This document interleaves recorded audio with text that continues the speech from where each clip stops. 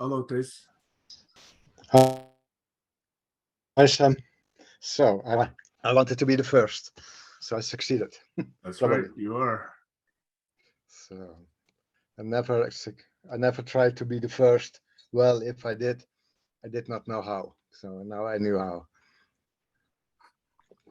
Hi, Barry. So Usually, if you're on I guess time, you're earlier than most others. earlier than mostly. Now, yeah, Barry is here. Yeah, I thought I started to open it up 5 to. Then I knew how Hello, to Barry. refresh. Hello, how are you? So, Tace, we haven't seen you in a long time.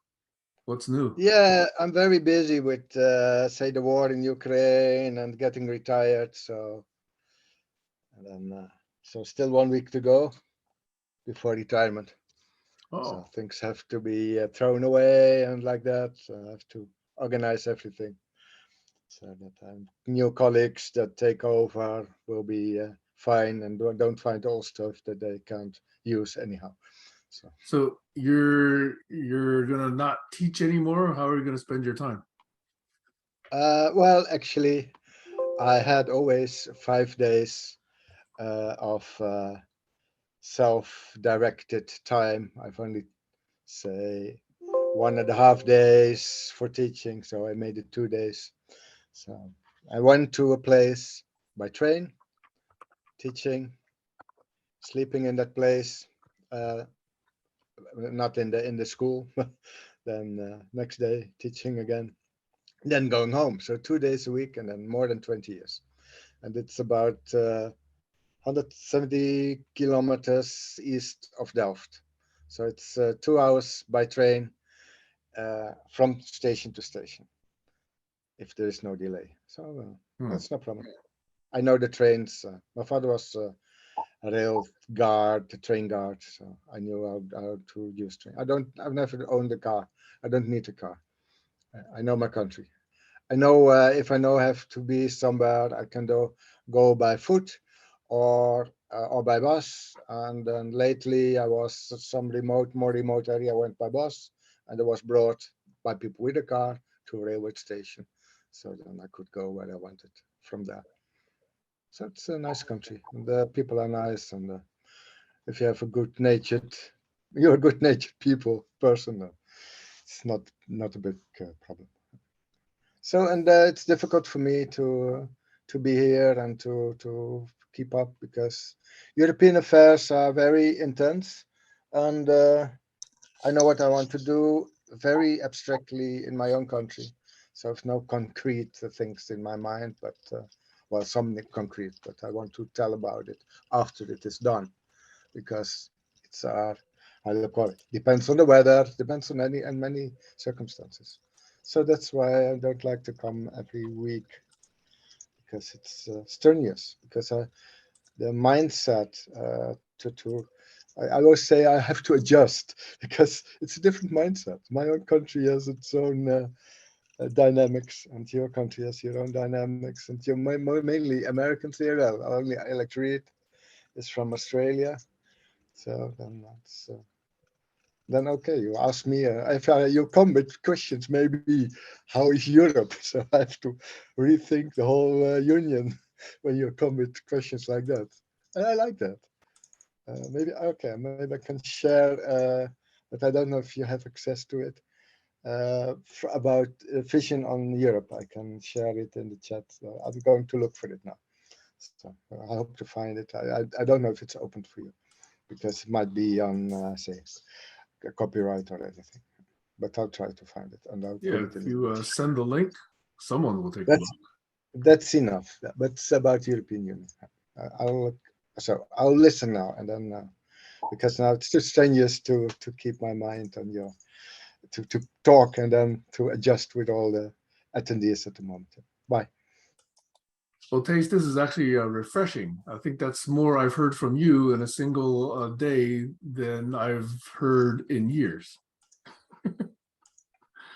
Maybe Yes, that's a because slight exaggeration. yes, because the trust level has to grow with me, and then I feel more trusted. But I also know it's recorded, so I have to be keen on what to tell. I mean, I'm a very well closed person, more or less.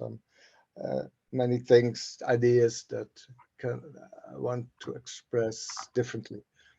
Because sometimes I might have a vision for the future, like once I expressed in 2019. It's an artist move for me, handwritten letter, telling something about December 2021. Say I can't see in the future, written in 2019. Then more or less it fits what I wrote in 2019 with the lockdown that was triggered on in say 18th of December in the Netherlands for the Omicron. But in the beginning of December, I thought, okay, I've written nonsense in 2019. I don't know why I've written that. Then later in the same month, I thought, okay, hey, I've written something very relevant. Lockdown. It fitted with what I wrote in 2019 as a sort of artist.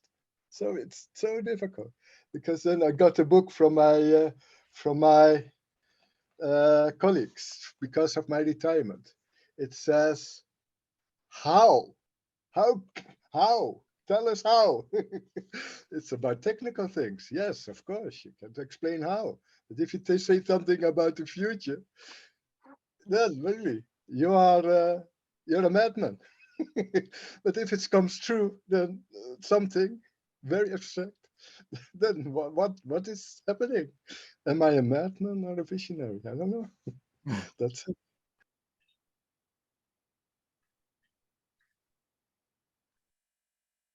Okay, cool. Good to hear from you, Tace. Welcome, Stacy, Alex, Josh, Mary. Thank you. I just have some things to finish up in the background. Sorry, I'll be there in a minute. Fully. Anybody else have check-in items? Okay, I'll give you guys a brief. Let's see, tomorrow there will be a session, but in the afternoon, I'm actually leaving for Hawaii. So I'll be there for about a little over a week. I'm coming back on the 19th. So it's not going to affect any of these sessions. I'm just going to be working out of Hawaii. And so I'm looking forward to that. It's the first time I see my parents in probably about 3 years. They're turning 90 this year.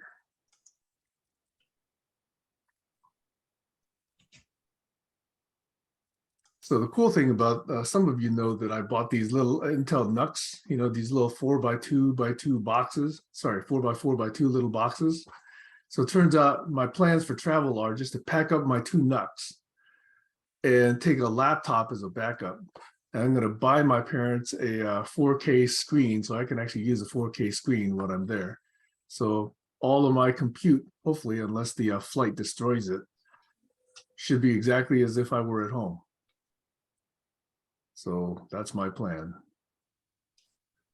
You have to check the NUCs. You can't carry them on board. I did carry them on board on multiple flights already. Oh. Yeah, they're 4x4x2. I'm not even sure that, you know, they don't seem to be objectionable. I mean, I have to pull out my laptop, but they didn't make me pull out my NUC. Okay. Yeah, definitely safer to carry it on board than to put it in your luggage. Yeah.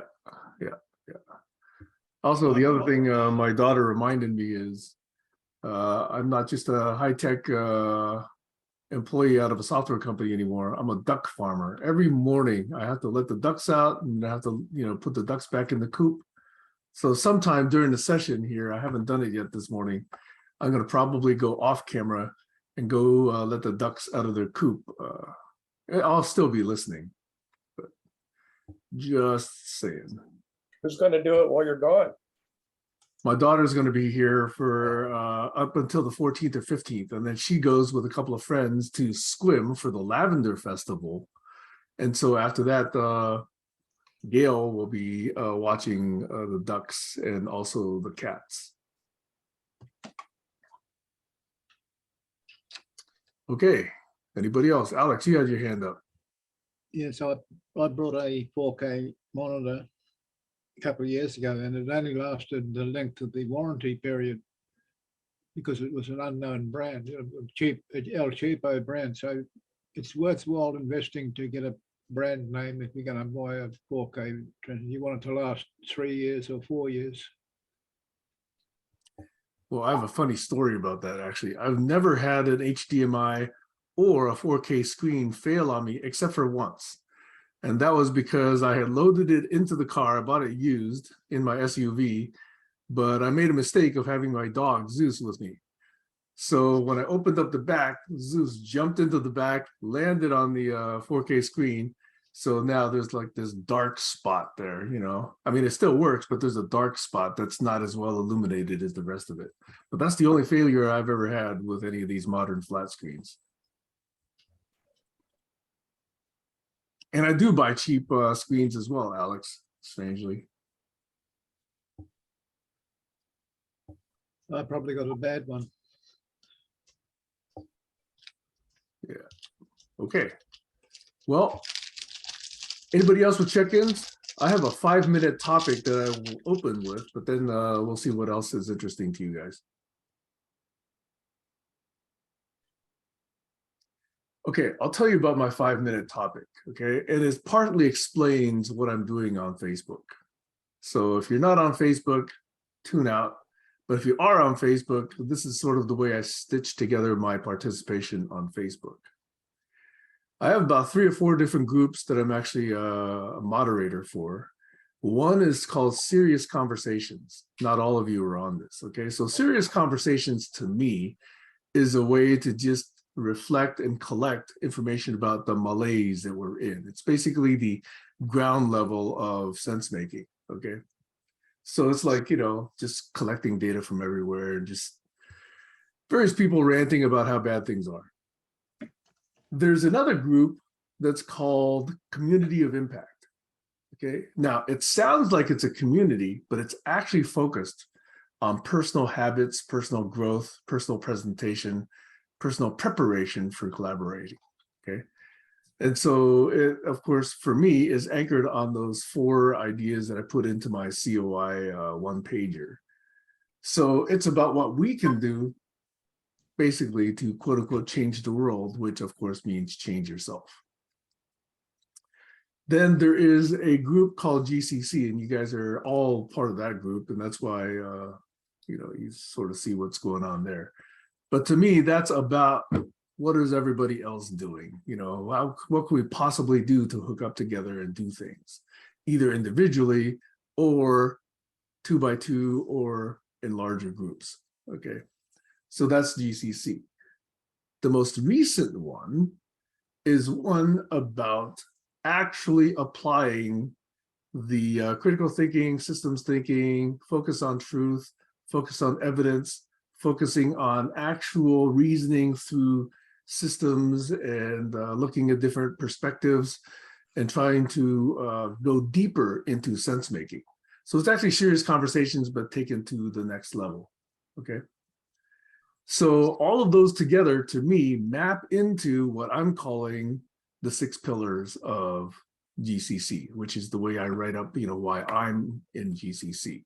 There's sense making, there's collaborology, there's co-visioning, and the co-visioning piece has to do with really, really well done sense making that's then transformed into different perspectives and different actions and different decisions, which I'm hoping to see GCC morph into, the actual GCC Facebook group. So that's just a little quick rundown, because some of you are aware that I'm on one or more of those different groups, and some of you are participating in some and, you know, not in some of the others. And so I just wanted to sort of share that, because what I'm doing on Facebook really maps to what I think we're trying to do, or what I believe I'm trying to do in this particular barn raising and sense making groups. So that's not even a 5-minute topic. I just thought I'd throw that out there, because some of you see me post certain things more than once. And that's a partial explanation for that. Over.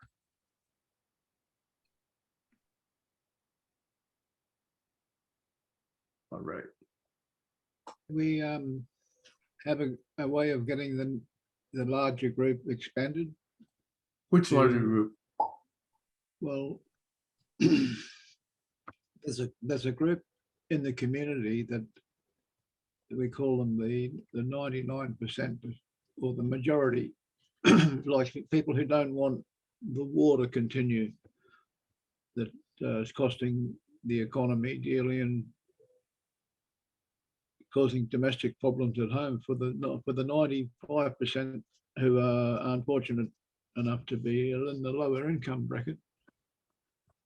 They're a huge group. There's billions of people there.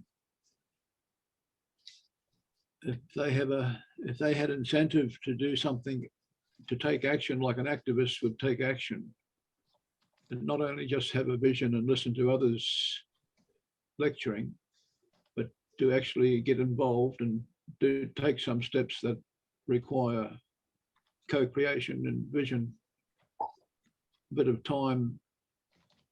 But that's like I suggested that they create a web page, link it together with the collaboration team, and have a mesh. Everyone who's creating a page has it linked to the other people in the collaboration, so that the links appear and the pages appear to be joined by these links. In other words, networking with your own co-created piece of network, piece of internet. It's a web page you create and add to the network. You add that link, strengthening the network, because the more links that are in it, the more strength it has, the more power it has, the more influence it has. Okay. Good.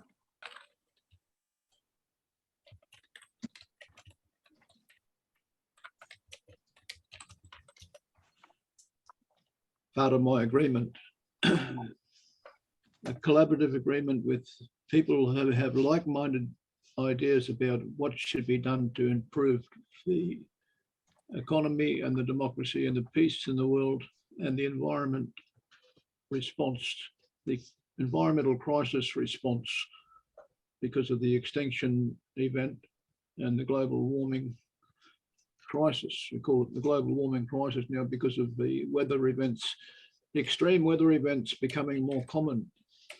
Is that real? Is that a fact, or is that just because more people have got their cameras on their phones now?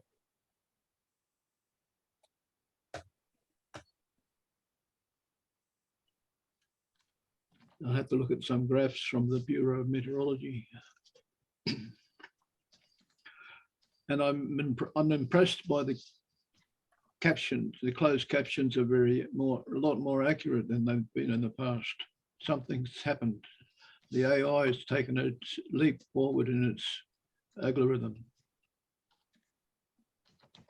Error checking and guesswork. There's a lot of guesswork involved because I make the language recognition software's got a huge dictionary of multiple languages, I guess. Or it's just been practicing hard and listening to me correcting errors, listening to me and then correcting the errors it discovers. Maybe it's AI, it's automatic. It's how much programming is involved. I guess personally, I'm having trouble following you now, right, Alex, because you've made multiple different points now. So I'm still trying to figure out which ones to follow up on.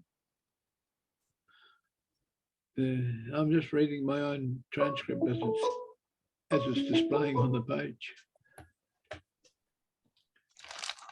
Waiting for it to make a slip up.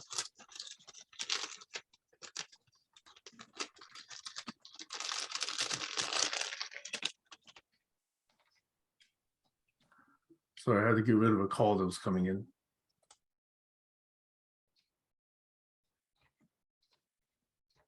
Okay. Anybody have a response to Alex?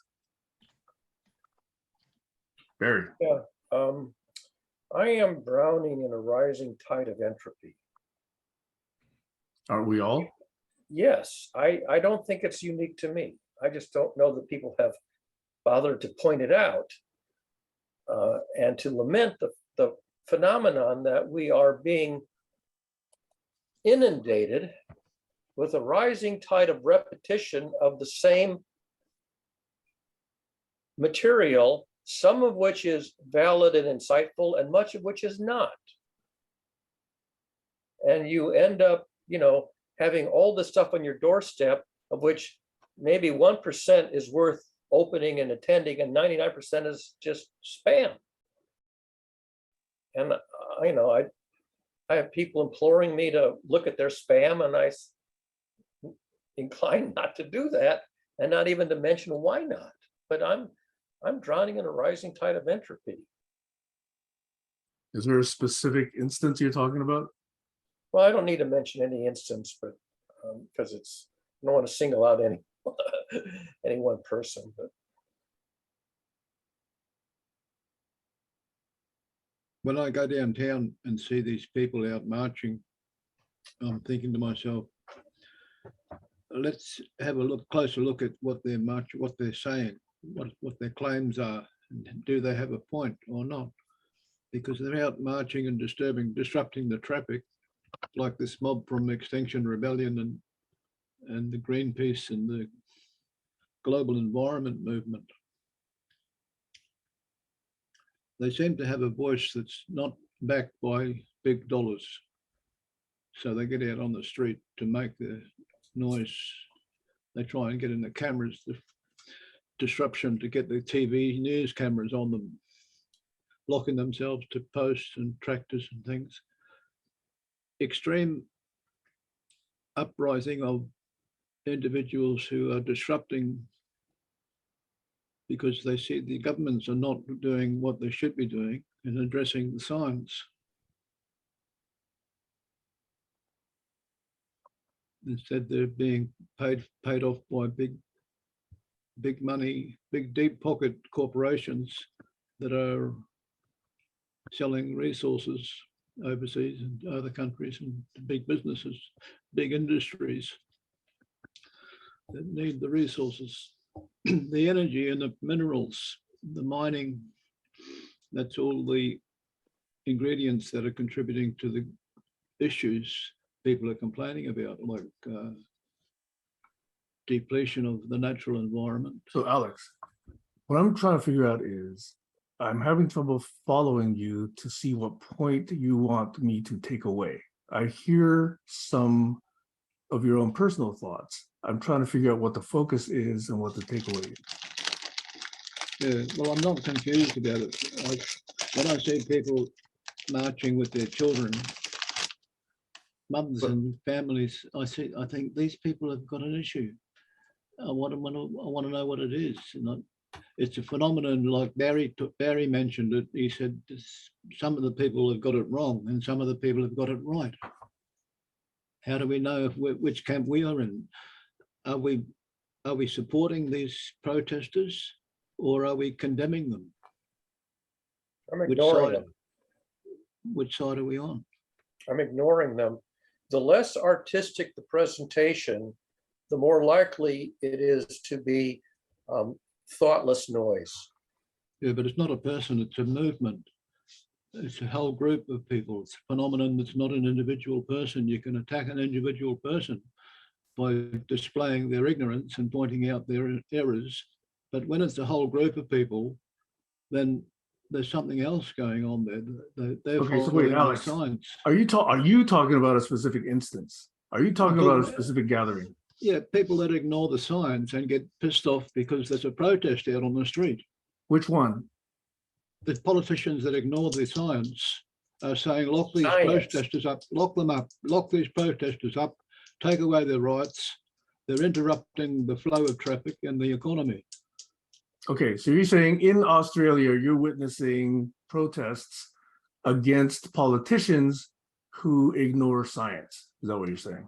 That's it, yeah. Okay, And, all right. and the protesters are also not adhering to the scientific demeanor. So I ignore them both. Well, extreme climate events are scientifically connected to climate crisis. So making a lot of noise doesn't help the environment either. That's caused by industry, and the government are supporting the industry that's causing the issue. That's why they're protesting. Fine, let them protest. I'm not going to pay attention to the protests. They're not telling me anything I don't already know. They're just making a lot of noise, repeating something that I've known for decades. Yeah, there is some of that. I mean, how many times are you going to watch a rerun? They're humanists. They're doing the thing that the humanistic approach to the primates trying to discover a better path for humanity into the future, because we're heading over a cliff at present. Yeah, we are. And it's probably inevitable, the way I see it.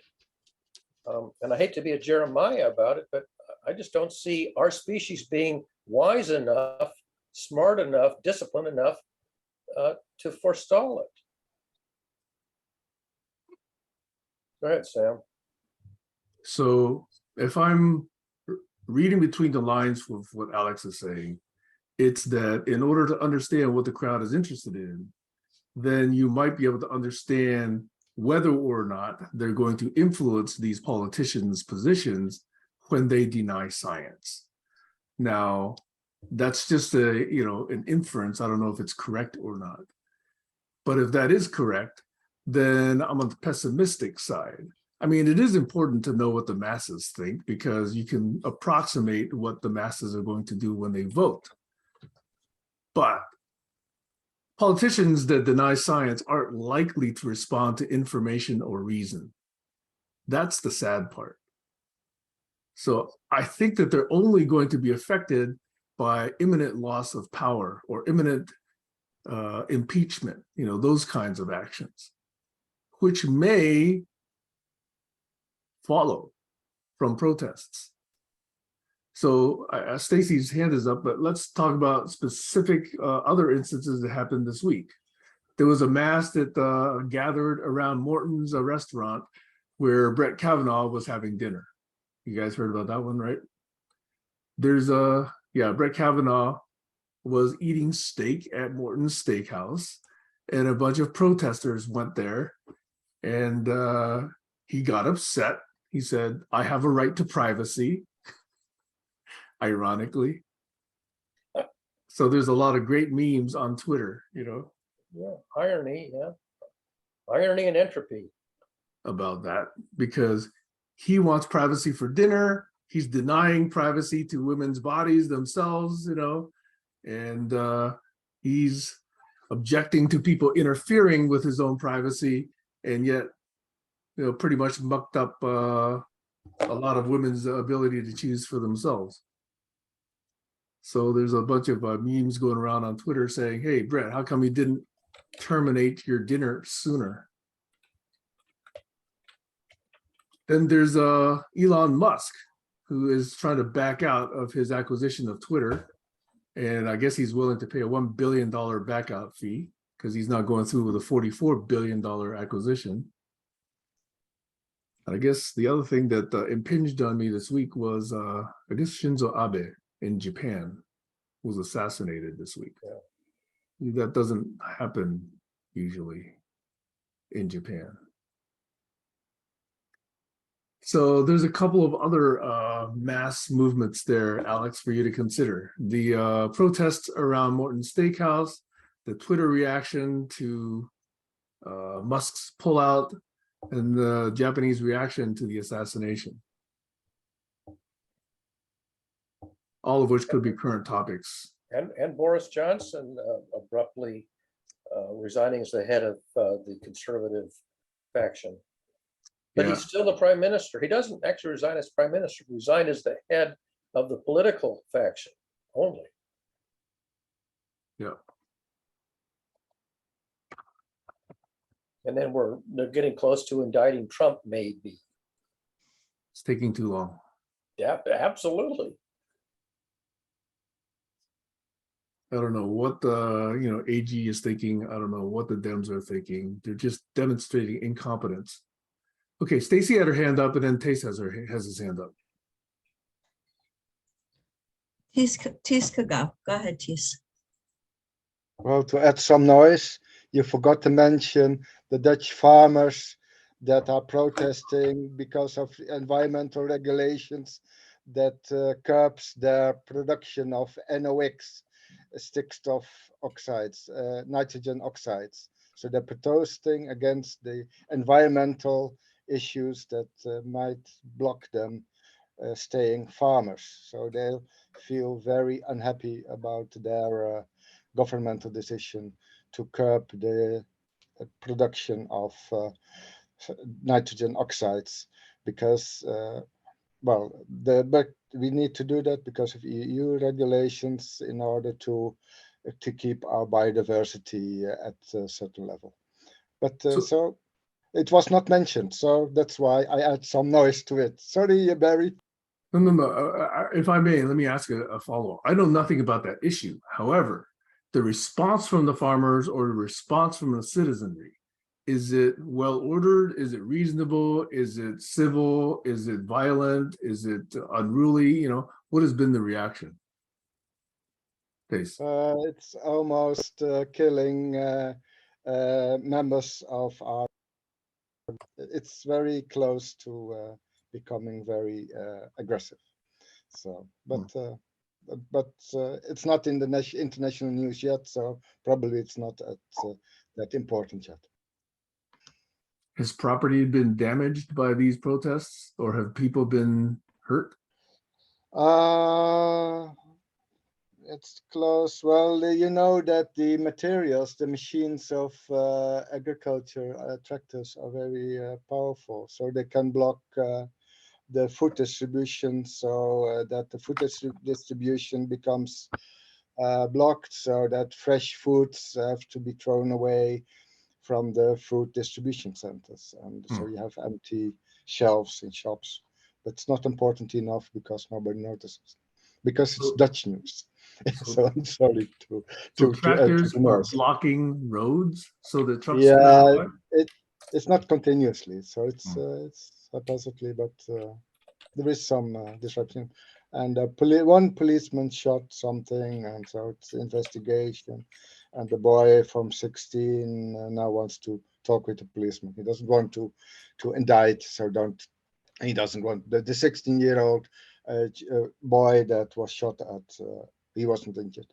That wants to speak with the policeman, but the policeman now is in say not speaking.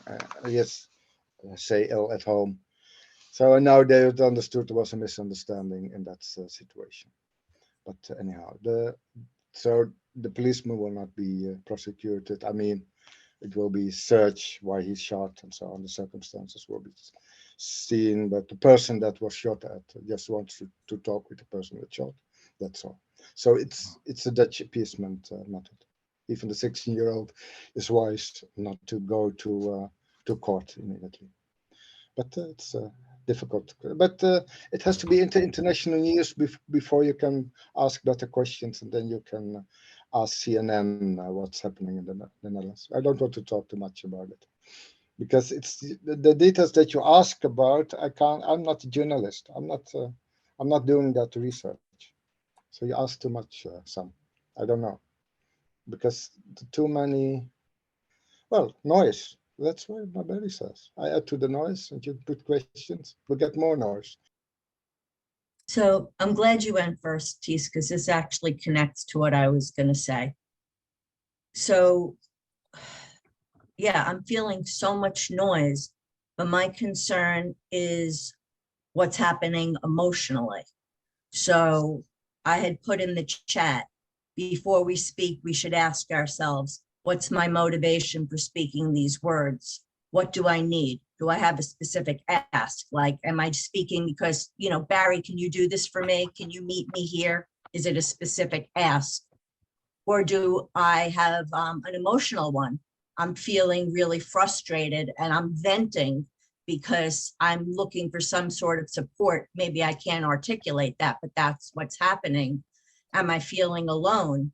And where I'm connecting this is so many people are acting out, and I'm really concerned as things get worse and there are food shortages and water shortages and there's violence in the street and everything that's happening, it's really scary. I am way more interested in taking one situation like what Tees was talking about and looking at it from every angle. And just from the little bit I heard, I would love to hear it from the perspective of that 16-year-old, because it sounds like he's the wisest one in the whole story. So I would want to start there and build outward and put together a picture.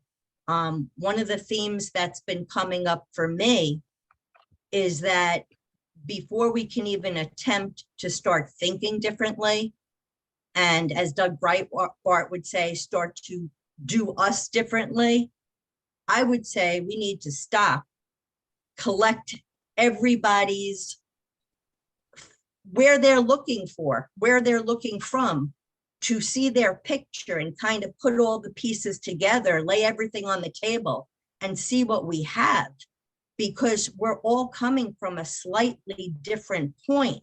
We need to recognize that without everyone's point, we're missing something. And it's just, frankly, it's overwhelming. And I think the way to deal with that is to start with the small and build outward. So, yeah, I'm going to stop there. So starting with the small would just be, when I speak, I should know why I'm speaking. So right now I'm speaking because I want to put an idea out there to serve as like a framework that I'll relate back to in the future, to plant ideas. That's my motivation right now. I'm complete.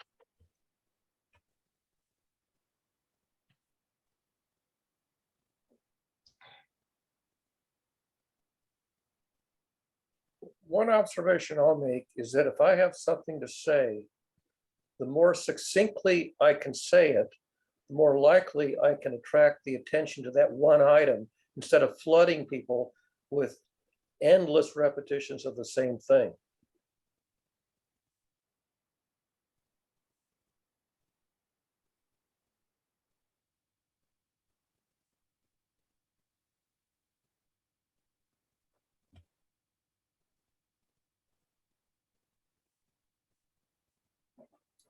So T, so here in Stacy, an invitation to go deeper into the issue that you brought up, the Dutch farmers' protests.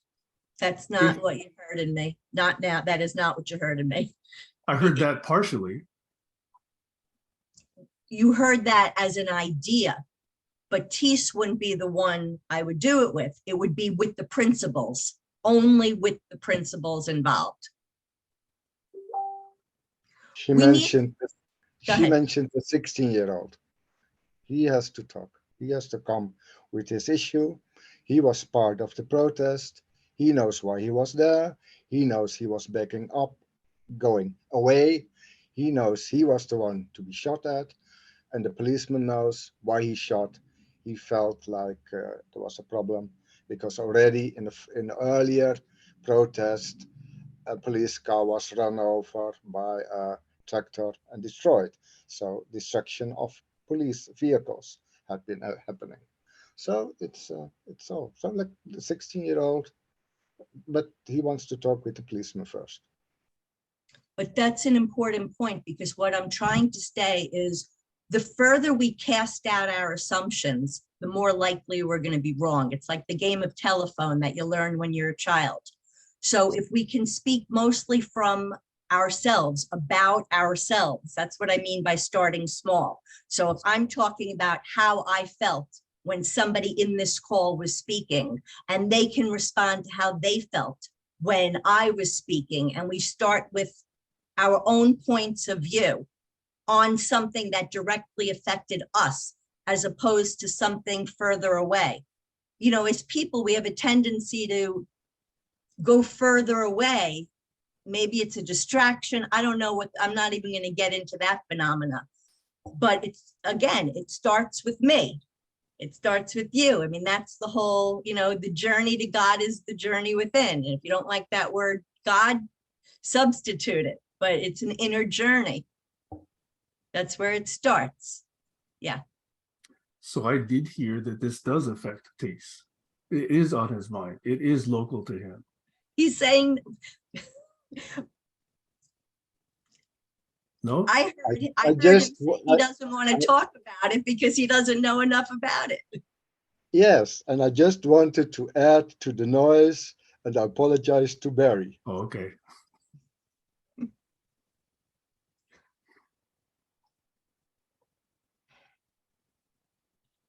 There's like, and I think this is where Tees was coming from, because I feel like this too. Sometimes I want to throw out an idea of something that's happening. Like I'll do one right now. One of the things, and I'm throwing it out there so that when you hear it, you'll pay attention, because I think it could make a difference, at least in America, is that, I don't know if you've heard that Comey and the one that took over after him, what was that, McCabe? McCabe, yes, McCabe, Okay. who was fired right before retirement because he wouldn't do what Trump wanted. Well, they both got audited by the IRS. The odds was like 1 in 30,000 for this really horrible, horrible internal audit, that the odds of them both being, it was just above and beyond.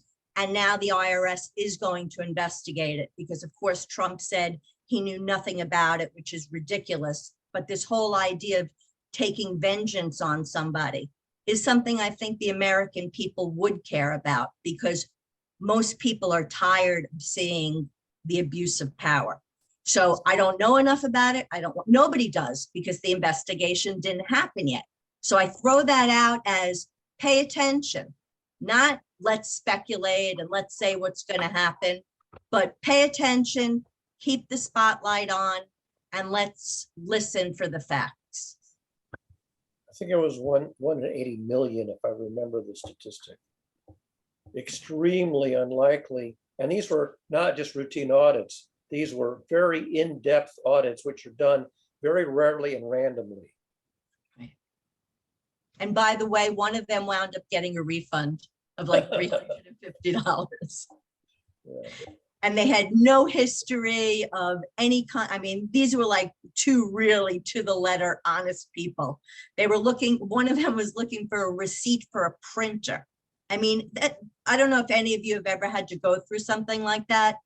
It's so stressful. It's the most horrible thing to be done to somebody, to have to, any kind of legal process like that is horrible to put somebody through. It's called legal abuse, using the tools of the law to harass and abuse somebody. And if you look up the word abuse in Wikipedia, it lists 120 different species of abuse. The one that was novel to me, even though I'd experienced it, was legal abuse. And that's a theme that I think is relevant to bring up. Yep. It's abuse of power. Who among us hasn't seen or been a victim of abuse of power? Corruption and abuse of power. Meritless accusations leveled against somebody, and then you spend all this time defending yourself against a specious accusation that tries to ruin your reputation or marginalizes you, take you out of the picture. Sam. So wouldn't this Citizens United, quote unquote, ruling by the Supreme Court be one of the most egregious of that? It basically allowed money equals power in US politics. Money is speech. Yeah, they equated money to speech. Right. Not only that, now corporations have rights. Yep. Which used to be only for human beings. Well, So now money buys arbitrary political influence. Yeah, oligarchy. We're turning into an oligarchy. Jimmy Carter, I think, said maybe 20 years ago we'd become an oligarchy. Yeah, and to me, that's the ultimate abuse of our political system. Right. It was allowed by the Supreme Court. Yep. Those idiots. But that's what I'm saying. This theme may be a way in to at least get people to look at the issue differently. Because if you take the big issue of Citizens United, you're going to get people arguing and yelling. But if you take the theme of it and have people relate it to their own lives in a way that they can empathize with, like maybe something happened in their own town, with something as simple as a neighbor dispute, and you can like get their empathy muscles working, then maybe we can get to a point where we're working towards the middle. We're working on big issues, we're working on ourselves as people, and we move towards the middle where we could have these kind of discussions. That's what I'm always trying to bring to the table. Okay, so maybe it's not one that affects me, but if we imagine ourselves outside Morton's restaurant, or if I'm a woman imagining myself outside Morton's restaurant, protesting against Brett Kavanaugh, does that come closer? To what? I wouldn't be there. I would not be me personally, I would not be doing that. To actually understanding abuse of power and protesting abuse of power. In other words, this person says he has a right to privacy, and yet he's clearly made a ruling that is against a woman's right to privacy. And that is where the protest, in my understanding, is motivated. So he's a hypocrite. So what? I mean, hypocrisy is like 99% of us are hypocrites because we don't practice what we preach. Right. And to that point, I would not be there because I would not be wanting to model that same thing that I don't want. So I understand their anger, but I don't want to do it in that way, because I want to step back from that. I'm not against protest. I understand that's necessary. But in that case, I probably wouldn't do that because I'm trying to move towards a different way. It's hard to be a role model for Zen Buddhism. How do you model doing nothing intentionally? I'm doing my best. It's not marketable. Exactly. How can you sell it? Marketable. But marketable. I mean, think about that. It's not marketable. No, I'm being very cynical here. I know you are. That is cynical, but that's okay. And there's the irony of it too, the cynicism and the irony and the entropy. But marketable is a very capitalist principle. Yep. That's what seems to apply here. How else do you get eyeballs in this quote unquote attention economy? But this is, see, I look at the attention economy differently because I look at social capital. And there's that works a little bit differently. And the high end of the That's a whole attention nother economy, tangent. I'm not going there. I'm not doing that today. the high end of the attention economy is the entertainment economy. And the more artistic the entertainment, the more eyeballs you get that really pay attention. Most of the attention economy is noise. It's not artistic, it's not entertaining, it's just banal and immersing people in noise. I agree. What about having these politicians who have brought up something controversial, have them in a live TV broadcast forum session with some other people present, interested parties from different communities, just to quiz them in a live broadcast forum and get them deep diving into that particular issue, so that they're not reading from prepared statements. They're actually talking to us face to face with the community. You know what, Alex?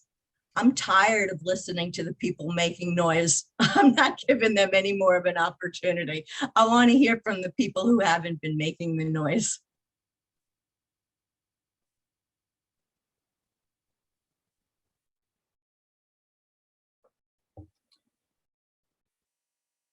But they weren't making a noise. They were forced to make a noise because they were caught out doing something wrong.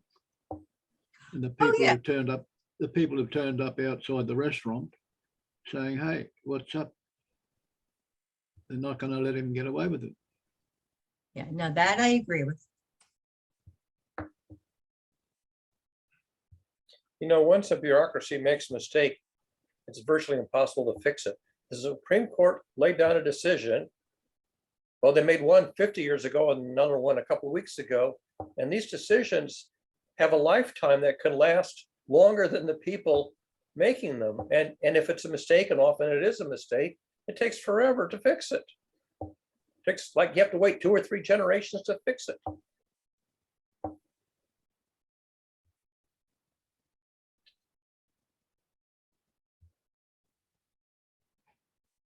I'd rather hang out with people who, when they make a mistake and somebody points it out, they say, thank you for pointing that out. Let me go back and correct the presentation.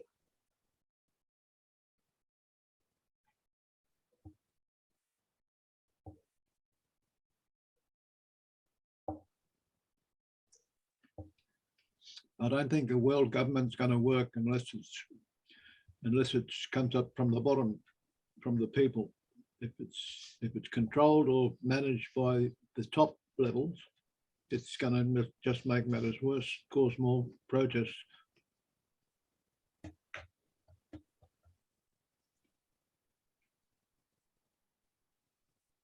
You know, I think that the founding fathers had a lot of good things to start with. And I think maybe if we go back to the beginning and take some of the things that were good and just tweak them a little bit, and then look, you know, then reevaluate, you know, like what would have happened, you know, like run the model, so to speak. That might be a good place to start, because they did take a lot of good principles. They were just, you know, they were missing some things. They had no way to predict the things that would then change the system. You know, of course, slavery being part of it, and women being part of, you know, being taken out of the equation, indigenous people being taken out of the equation. But now we have technology. We have different things that, you know, I don't believe we're throwing everything out.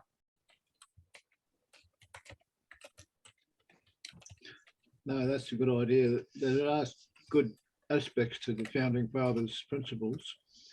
What I saw go into the Constitution was unfortunate, though, because they gave people the right to opt out of the democracy. Why was that?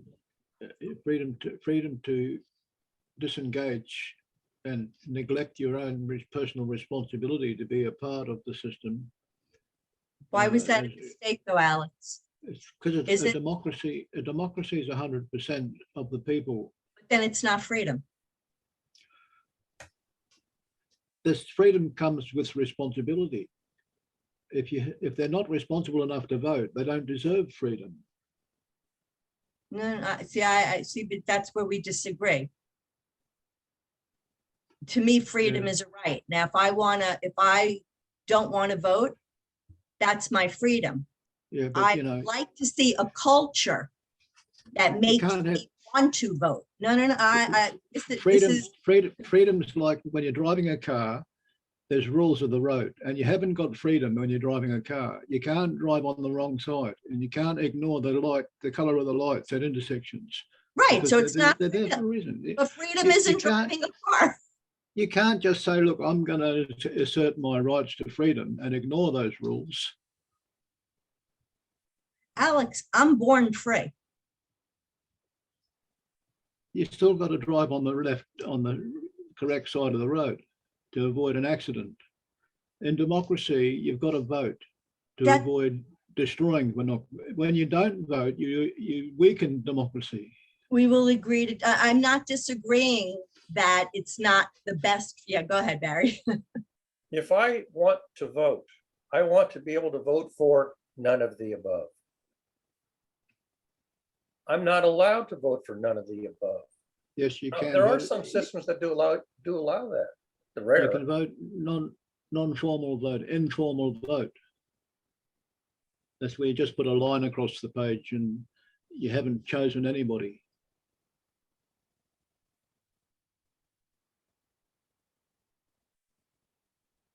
You've got a right to vote informally in Australia. Anyway, I don't know about the US. I don't know if enough people voted for none of the above, would that outcome be recognized and nobody would be declared the winner? Well, we got independents voted for in Australia. A lot of people voted for the Greens and independent, and that caused the seesaw to tip, and we got the other party back. The Labor Party got back into power. But the Green Party was one of the above. What if you want none of the above? Yeah, well, I that's don't want any of those politicians in office. I don't want any of them running the country. It's because you're looking at the parties in the race and you're saying they're trying to force you to choose the witch or the bitch. You know, which incompetent or corrupt politician do you want? None of them. I don't want any corrupt or incompetent politician making public policy decisions. And who's going to build the bridges and the railways? The engineers who are not elected. Yeah, they take their orders from the people in the government Well, they departments. take their income from whoever pays them, Yeah, we could have But they still- bureaucrats. but they still try to build a bridge that actually works. We need more duck farmers. Well, we already got 2 of them here today. Sam, One's your a- hands up? One's a doppelganger. Yeah, I wanted to respond to a point that Stacy made earlier, if I may, about freedom. See, this is Stacy, a point where I will gently disagree with you because actually, can you hear the ducks? Yeah, Anyway, let me get it further away from the ducks so it's not quite so loud. They're actually Oh, quacking no, quite it's a bit. not bothering us. So it's fine. point It's when you point your mic in their direction, we hear them. Just to clarify, Yeah.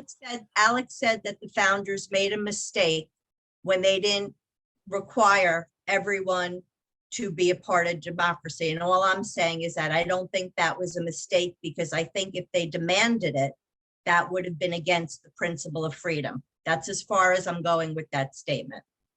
Now okay, you can disagree. so I'm not going to respond to Alex because that's not a point that I understand yet. But the point about freedom and responsibilities, I think, is a good one. There's no such thing as absolute freedom. And whether or not freedom comes with responsibilities, I think was actually well made in Alex's example about, are you free to drive on the roads? You're actually licensed to drive on the roads. So you get a certain amount of freedom if you actually comply with the regulations of the road.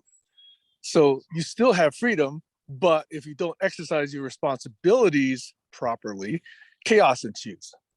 And that's the point that I wanted to make. Just because I'm born does not mean that I have freedoms. In fact, I think this whole idea of human rights is a big misnomer.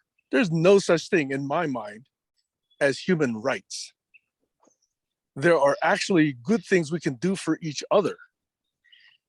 But, what is a right in that sense? There's no God that gives us rights. The universe, or God, if you prefer, has given us life. And with that life now comes a number of challenges. And if you hook up with the right people, like parents, like family, like neighbors, maybe you actually give yourselves a chance to live life better than some. But I have real problems understanding how any of that are called rights. Over. Well, I think I have a right to water. I think I have a right to air. I think that's my human right. You can think that. I actually don't think that personally myself. I have to fight for it. I have to pay for good water. I have to actually put myself in a situation where I can breathe good air. Well, Not I everybody agree. has that. I agree, in the system we're living in, that's what it's become. I do not agree that's what it was designed to be. I do not agree that's how it should be. See, now we're talking about designers, we're talking about shoulds and woulds and oughts. And to me, those are all human constructs. No, to me, the human construct is thinking that I don't have a right to air and water. That's the human construct. How is it a Yeah, but- right? Do we have the right to elect our leaders? Do we have the right to choose our founding fathers' philosophies and guidance? We have an opportunity. Over. May I? Yep. See, to me, those are agreements. If we agree to treat each other a certain way, like I will agree to share my well with you. I will agree not to pollute your air. I will agree to drive on the right side of the road. Those are agreements. So I can talk about agreements all day long. But rights, I don't understand. Like rights assume that they're inherent, they're absolute, they're, inviolable. And I don't think anything that we call a right falls into those categories. Over. How did it become your well? When I bought it. When he dug it. Yeah. Like who'd you buy it from? Like where'd the land come from in the first place? Right. Well, those are agreements. The With who? provinciality. Who'd you make the agreement with? I made it with a county. I made it with a previous seller. Those are all Before that, agreements. Stacey. and before that, but let's go back to the beginning. Yeah, he stole Right. from the So Indians. what is your point? There are still agreements in this entire chain. You know what? I'm glad I'm not a bear. Animals stake out territory too. Staking out birds stake out territory. You stake out territory, then you defend it. That animals do that, humans do it too. I think this presumption that we have rights in some inviolable absolute sense leads us to sloppy thinking. These are all social agreements, and social agreements have to be either aligned with or enforced. Yes, they can be violated, okay? But to think that I'm just going to exist and obviously just naturally be given clean air, that's going to lead to disappointment, and in fact has for many people already around the world. Over.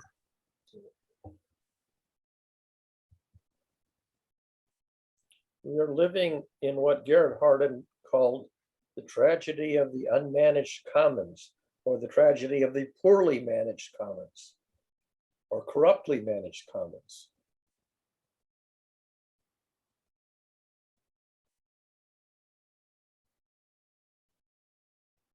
I think one important right that we should never be denied is the right to protest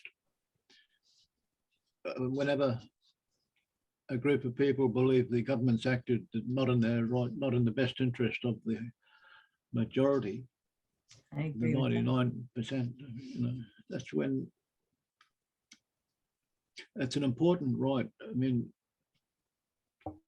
the election process in the United States is corrupt by the college, the electoral college system, which goes back 100 years old, faulty method of electing somebody because of the bias influence from the people who are running those electoral colleges.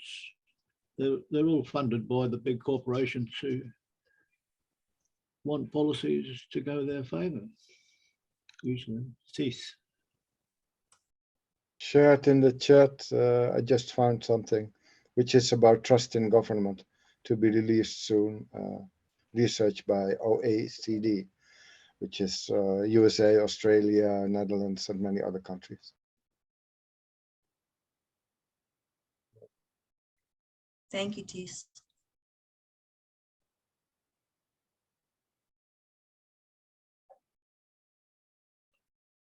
One of a couple of things you learn in an academic career like mine in science and engineering and technology is you learn to trust in reliable science, and you learn to trust in reliable engineering practices, and you learn to eschew practices which have been revealed to be unreliable.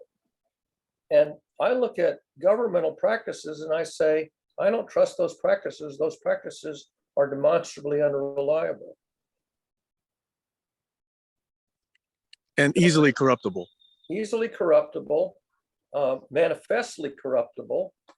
I mean, the newspapers make their living by reporting all this corruption and incompetence. And yet, and this is the lamentable part, this is the part that's so dispiriting and depressing, our civilization, our species can't seem to find their way clear to upgrade governance the way we upgraded science, technology, engineering, and mathematics to make it as reliable and trustworthy as we can possibly make it. That's very dispiriting. It's also one of the reasons you don't find a whole lot of scientists running for a public office. There are, I don't think there's one or two people in Congress who have some kind of science credentials, but they're not relying on the science credentials. The Pope has more science credentials than most of our government. That's true. Yeah. I mean, yes, we had one, well, I think we had an astronaut, John Glenn, I think became a senator. I mean, 1 out of 100. So that's not enough. You need people who have that kind of grounding in government. And the 99% who are out there with those mobs protesting, they're the ones who are voting for these idiots that get elected. They're the majority who are putting these incompetent and corrupt officials in office. That's been made possible by the small number of people who turned out to vote. 70 million people voted for Trump. That's not 70 million out of 300 million is actually a pretty sizable fraction. It was roughly half of the voting populace. See, people who live outside the US in democratic countries, where especially like New Zealand, Australia, I think Canada, voting is required, voting is compulsory. Yeah. So all the people who are out of work and unemployed and poorly educated, they get forced to go and vote as well. Consequently, in these countries, you've got policies rolled out to help these people get educated and get into housing, to get better health care, because these politicians know they vote. In the United States, the politicians know that these people are not voting. They get ignored for health policies. All they do is get kicked in the head because they're not voting. The politicians know they're not voting. Only a few of them are voting. Most of the people that do vote are the wealthy, educated people who have an interest in policy because they have an interest in corporations and shares and the economy. I don't think they want us to vote. Well, first of all, they rigged the primary. So by the time the general election comes along, you've only got 2 candidates, neither of which you really want to vote for. Because the only 2 candidates on the ballot. And that's what keeps them being able to do what they do. Right. I mean, I do think there are, I do think that's changing. I do think there are people in politics that are really trying to change the system, and we do need to vote. I don't want it to sound like I'm not interested in voting. I'm saying that up until around 2015, things were very different from my perspective, what I'm viewing, even within my own self.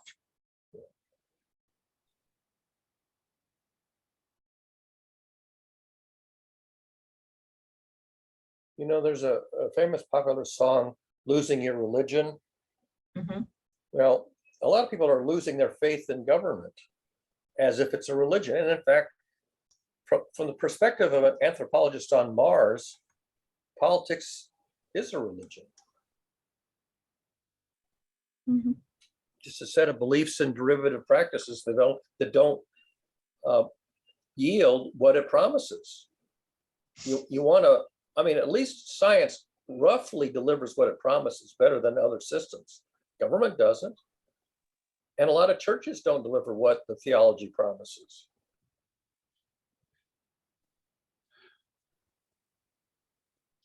I wonder how many of the voters would be interested in using their blockchain voting system instead of the ballots that they traditionally use. I mean, if the people online are all registered with a blockchain account, it's cryptographically secure, so their vote can be counted safely and not double counted or whatever. The allegations that the voting system was corrupt were unfounded. There was negligible fraud and corruption in the actual voting count in the election that was being claimed to be fraudulent. Sam. The part that I think is more questionable is the gerrymandering of districts. Yes. That is egregious. Yes. It's very definitely corrupted. Yes. It's mathematically unsound if you believe in democracy. I still go back to the idea that I think I floated last week, which was, let's make sure that all the districts are approximately the same size. That would do something towards balancing out representation. Doesn't solve everything, but it's one necessary step in my view.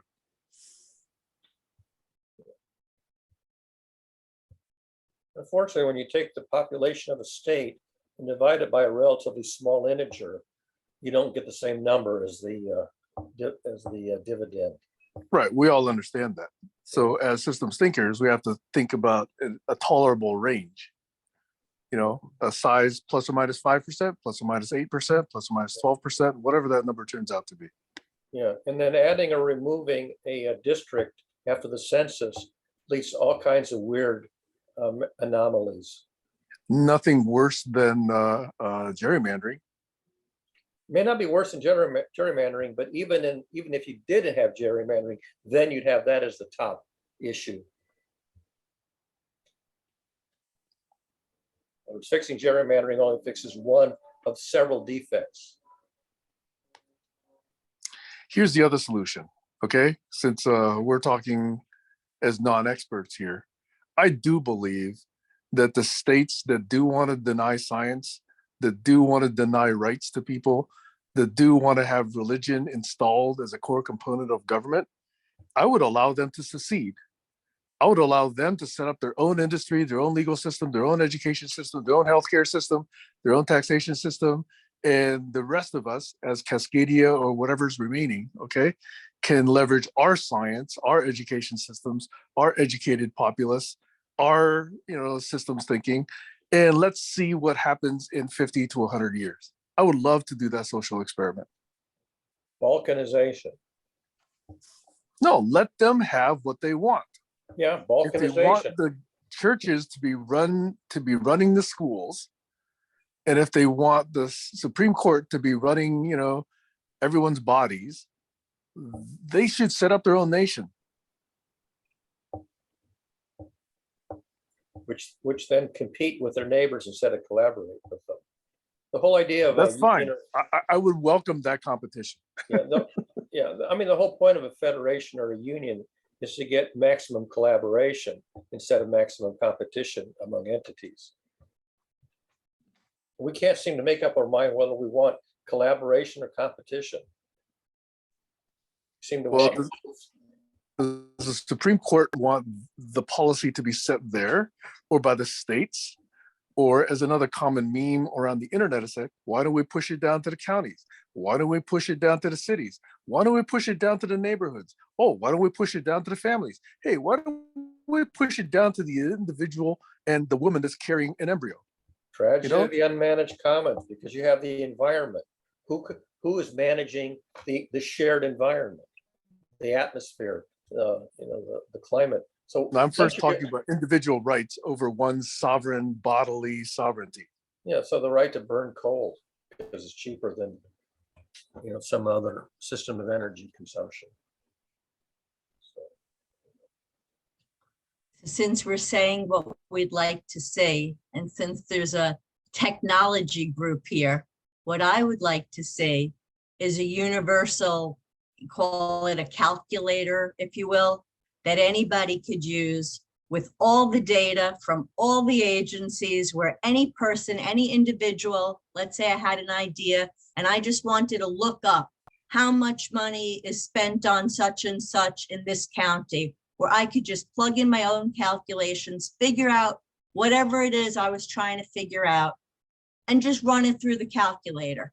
Because if everybody could do that and we all had access to the same statistics, forget about what they mean, just have the data in one universal place, then at least it's a start towards systems thinking and problem solving.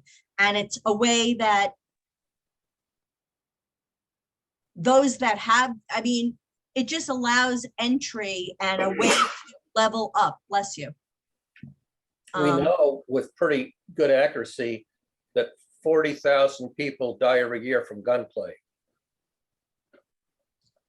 Right, but now apply that statistic to systems thinking.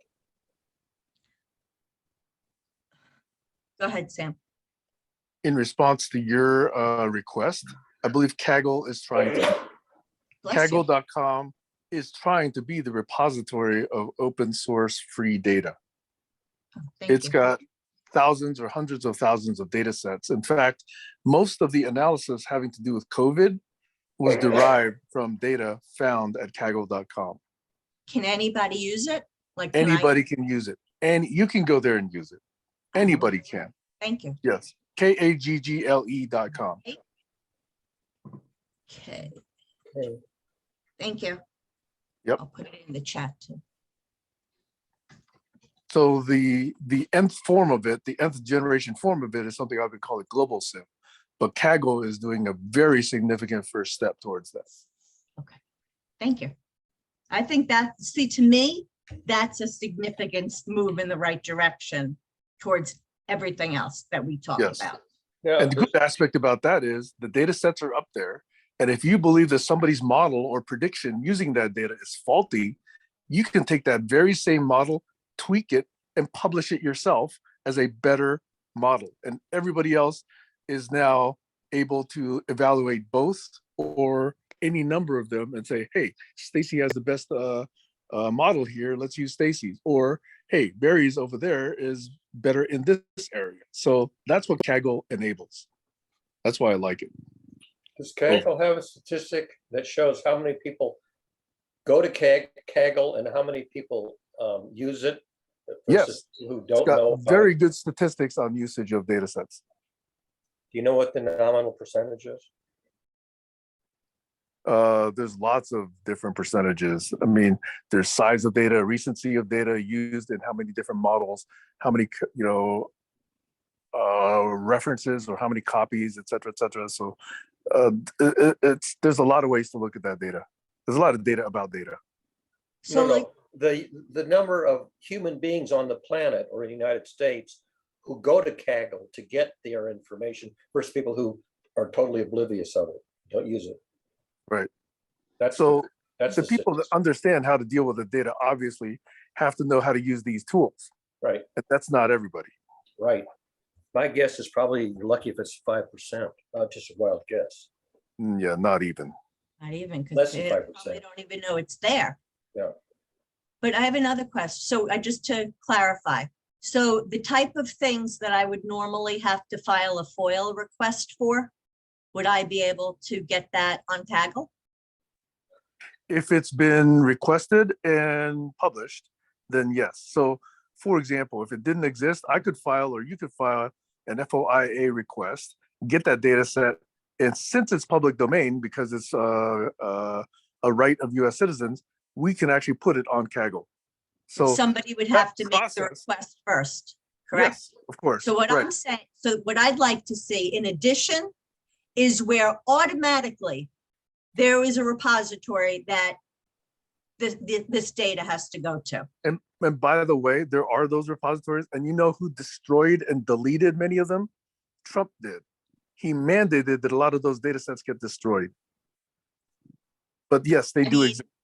Especially because of the abuses in our medical system, our prison system, our justice system. We need those statistics. Yep.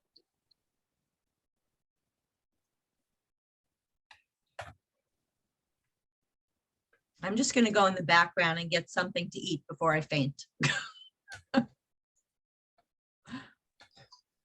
Since you mentioned that, I'll mention a non sequitur myself.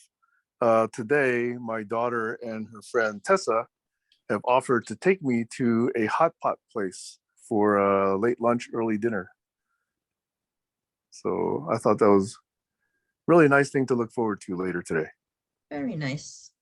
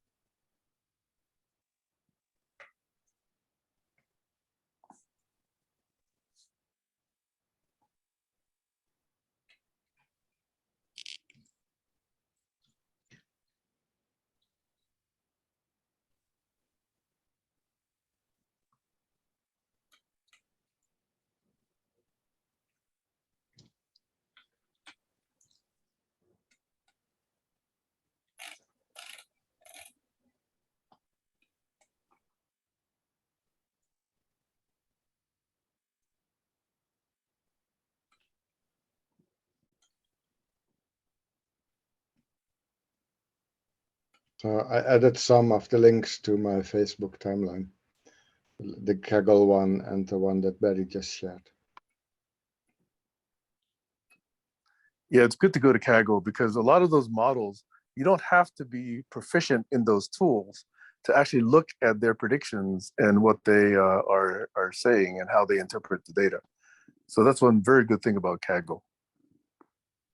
And like Stacy, I was completely oblivion of its existence. Yeah, So I'd heard of that's it. why I'd heard the name, but I never bothered to find out what it was or evaluate it or employ it. You know, on the onset of COVID, when many data sets were being gathered and you could follow the number of deaths and number of infections and infection rates, and Johns Hopkins was projecting all this stuff, all those models were on Kaggle. And you could actually take those, drill through, double click on them. You could change any of those numbers you like. And change your own prediction on infection rates and see what that did to future populations of infected people. Yep. Yep, you could do the SIR model mathematics, but only 1 or 2 people actually did it and posted good presentations of it. And if you wanted to do better, Kaggle does competitions fairly often. So they'll post data sets and ask you to, do certain things with that data, or see if you can tell, things about that data that no one else could tell using your own techniques.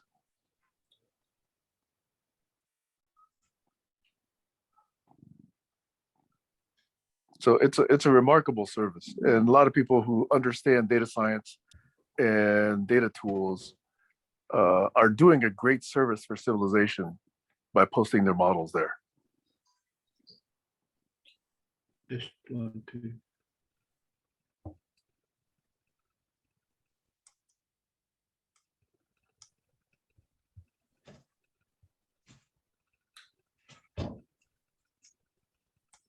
One of the saddest predictions I could make is that there's a great future for model-based reasoning.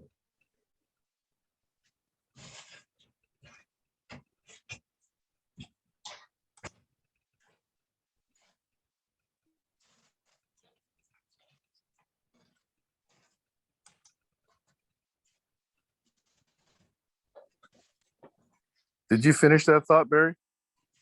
Yeah, I mean, the unsaid part of it was there's not a very glorious history of the use of model-based reasoning, but I can predict there's a great future for it if people ever, get around to employing it.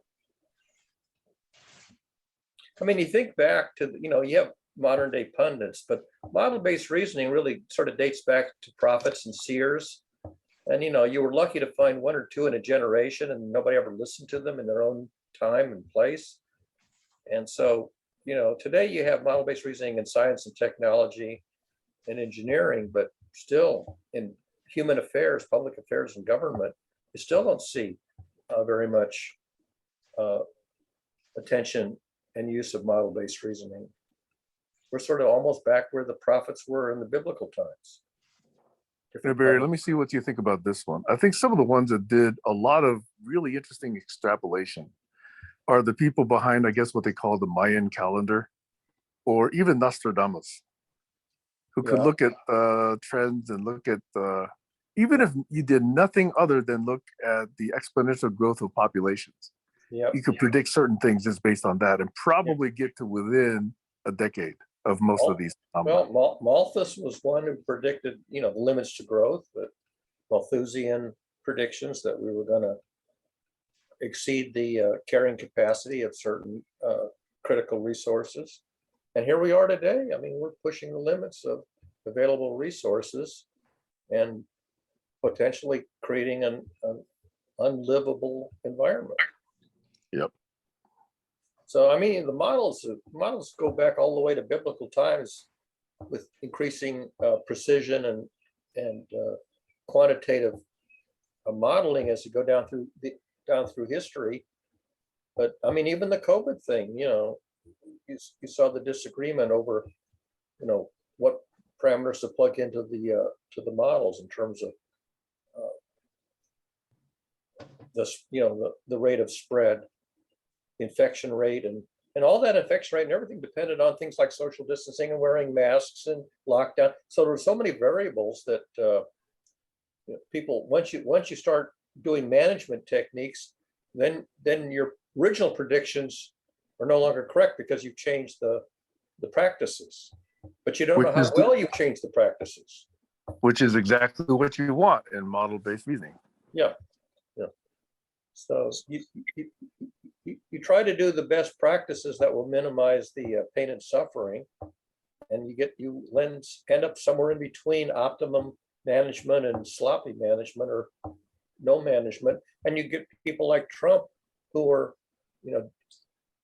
just tossing it aside. So one notion of co-visioning that I would see is if we could make these models accessible to most, anybody who wants to be able to play with these models and make the manipulation of them, the refinement of them, easy enough for most people to do. And then most people could then share their models and then compose them. If you've got a model about transportation and I've got a model about health, and we actually compose them together, and then somebody else inserts a model about food production, and then somebody else has a model about weather, that's where we can actually get to really interesting interaction and engagement. Climate models are a classic example of 30 years of people fighting over what model to rely on, or whether to rely on any model at all.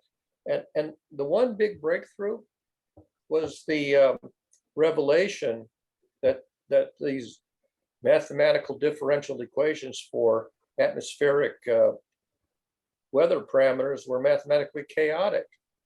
That was a huge discovery, that these systems were mathematically chaotic, even though the models are deterministic. I still don't think a lot of people appreciate the importance of that discovery. T says his hand up. Yes, a good proposal by some just mentioned, but you need the people to do it. So you have to start with you both, and then who wants to play with the models? Yeah, you So need people find the who have people. facility. Model-based reasoning is a lot of it's mathematics, because a lot of the models are quantitative, and it's a discipline. It's a academic discipline that really is at the graduate level, to be perfectly fair about it. If you want to do it reliably, you got to do it at the graduate level, and you just don't have that much population who are prepared to function at that level. Sam? Well, I would half agree with you, but I think that people can still participate in model-based reasoning by being collectors and curators of data. Yeah, sure. So your model about the weather, for example, could be augmented by me, a duck farmer, taking readings here on Camino Island of humidity, of wind speed, of pressure, et cetera, et cetera. And let's suppose other people who are not facile with the models could still be collecting their data. Yeah. Here's how high the well is today. Here's the air pressure today, blah, blah, blah, right? And if all of that could be aggregated, amalgamated, and then composed into your model, also it's available to other people's models. Yeah. That's how people can still participate, even if they're not tweaking with a model at the highest level. Yeah. Over. Exactly.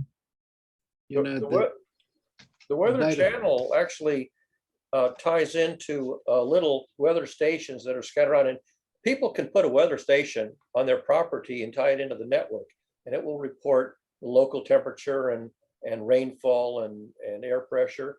And the Weather Channel, actually, you can go to a page and you can see all the little weather stations in your neighborhood, and you can see how the temperature varies, over a 10-mile area around where you live. Whether you look outside and it is or isn't raining, and 5 miles away it is raining.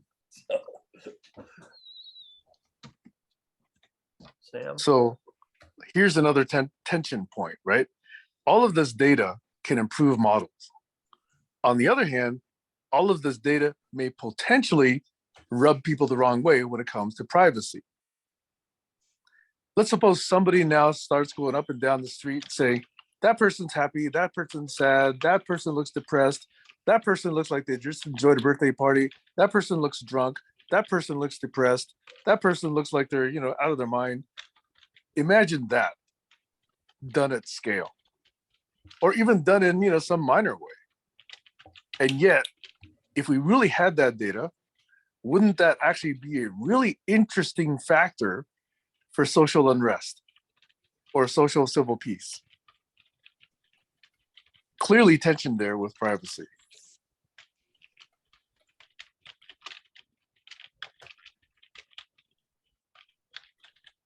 Stacy asked a question. I'll give a real quick answer.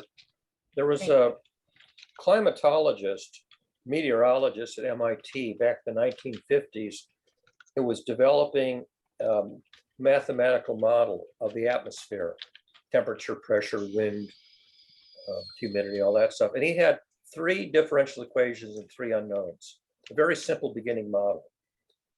And he got a brand new computer in the 1950s to run his simulation on. And he was just trying it out just to see whether the model worked at all. And what he discovered that the tiniest perturbation in the initial conditions generated wildly different predictions. I mean, the prediction was okay for the first, maybe day or two. And after that, a tiny difference in the initial condition and the history would diverge dramatically from the one. So he found this exquisite sensitivity to initial conditions. And he thought that it was simply a programming mistake of his, or round-off error. It wasn't. He discovered that mathematical models, which are deterministic in the technical sense, that you have to know the initial conditions to arbitrary precision, because the tiniest difference in the starting condition and eventually the predictions go completely elsewhere. And that's that famous butterfly curve. That was what he came up with. The Lorentz butterfly curve was the space of all predictions that you would get as a function of tiny perturbations of the initial condition. It ended up in this huge space that was all over the place. And that was the beginning of chaos theory, as we understand it today. Thank And I found it was ubiquitous. It wasn't just like a rare thing. It's really a monumental breakthrough in insight in mathematics.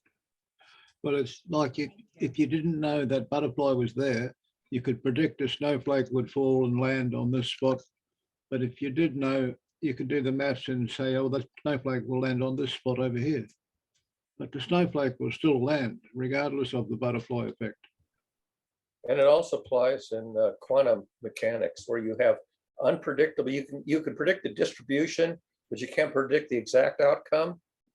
And that's really very much the same idea, that the tiniest variation in the measurement means that you can only predict things for a very short time in the future. And after that, your predictions are practically anything.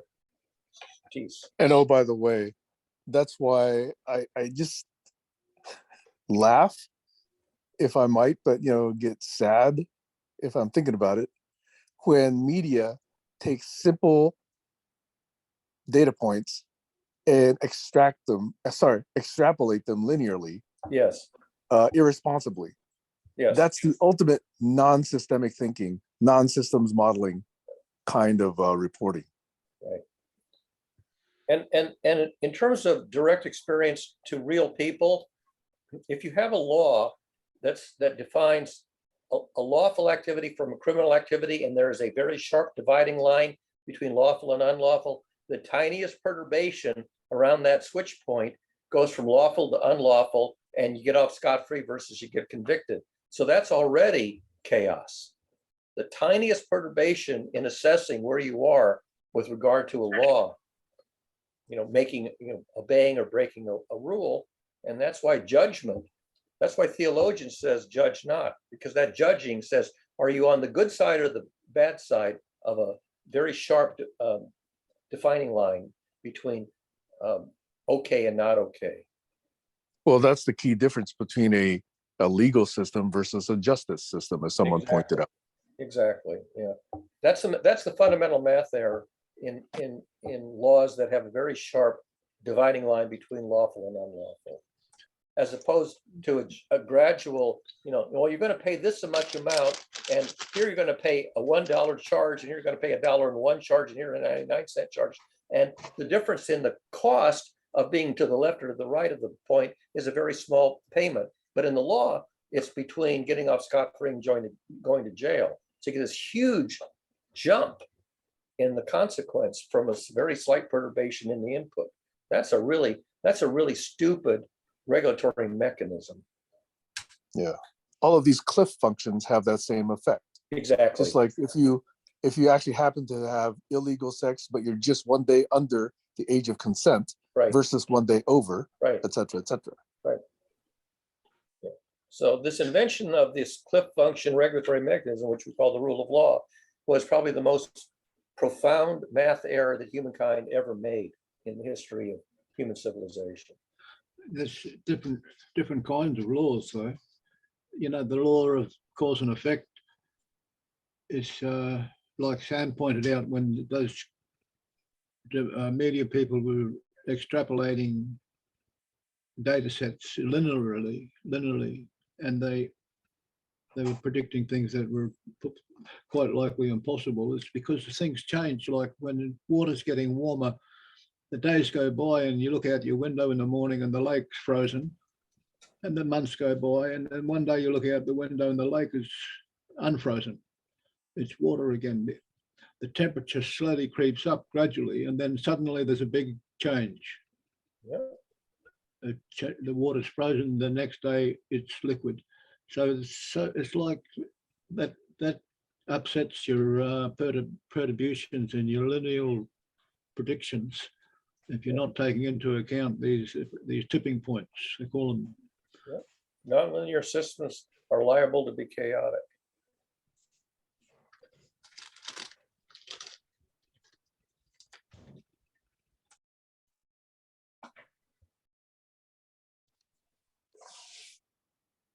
So what are we each doing about this? Well, I try to educate the public about it in a very sort of a narrow set of correspondence. And it's very hard because these are hard things to learn. These are things that took humankind, millennia to learn. And the mathematics of it is a bit arcane. The narrative isn't terribly arcane, but the mathematics is a bit arcane.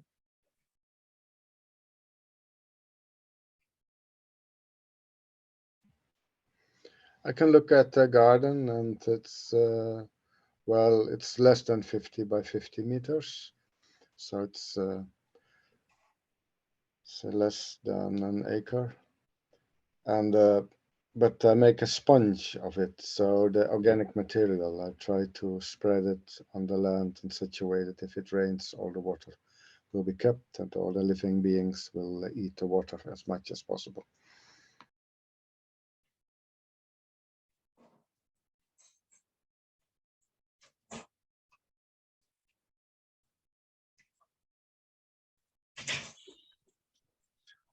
I'm trying to find investors to help me develop a hemp farm that incorporates an eco-village where we teach permaculture and sustainable farming practices.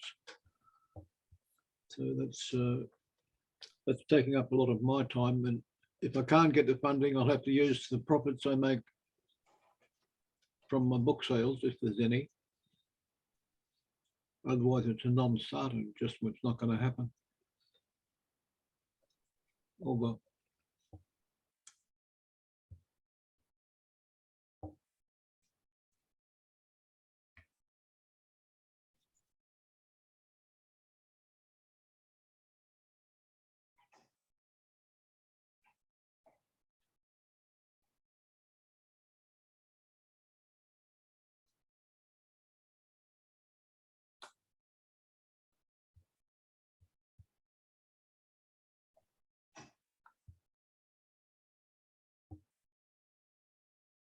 I wonder if Joshua was in attendance today. He's connected. Oh, I'm here. I'm just listening. Have you heard anything that's considered a takeaway?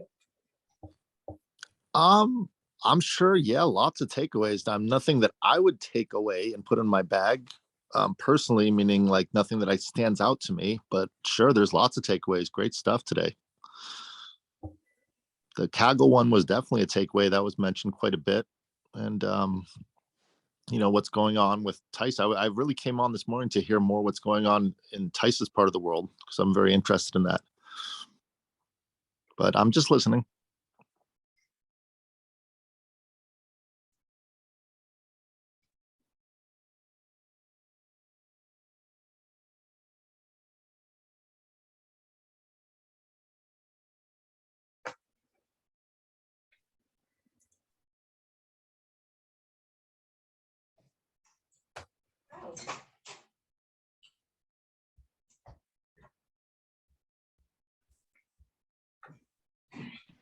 The Yosemite Park fire.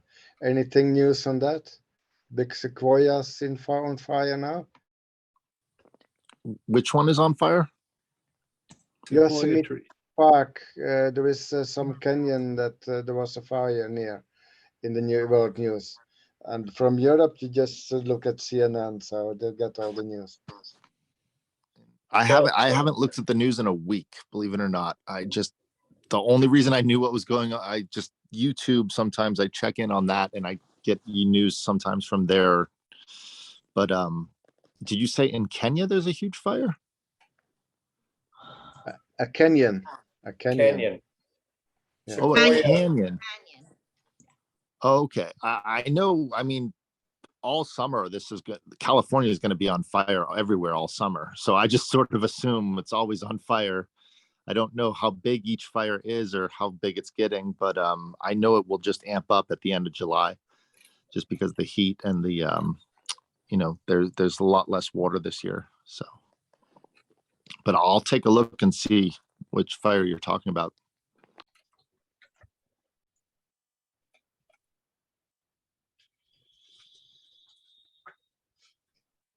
Well, people were criticizing desalination because of the energy involved to make it work.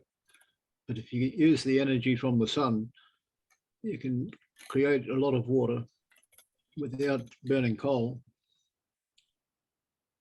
using solar panels or solar dishes that run turbines through steam, parabolic mirrors focused on a steam engine.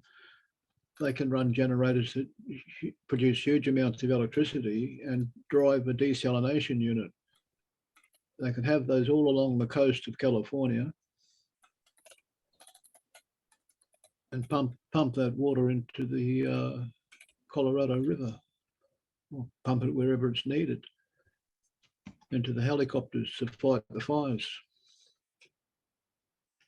unless they're dumping seawater on the fires. And drones, firefighting drones. Now there's an opportunity for an industrial type of person.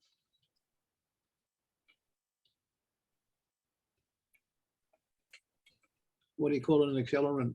A de-accelerant. It's a powder type of stuff. It's non-toxic, some kind of powder. It's easier for the drones to carry, lighter for the drones to carry and cover a bigger area. Because, those fires are causing a feedback loop in the atmosphere. It's a problem. It's a big problem. It's causing an increase in acceleration in the rate of global warming.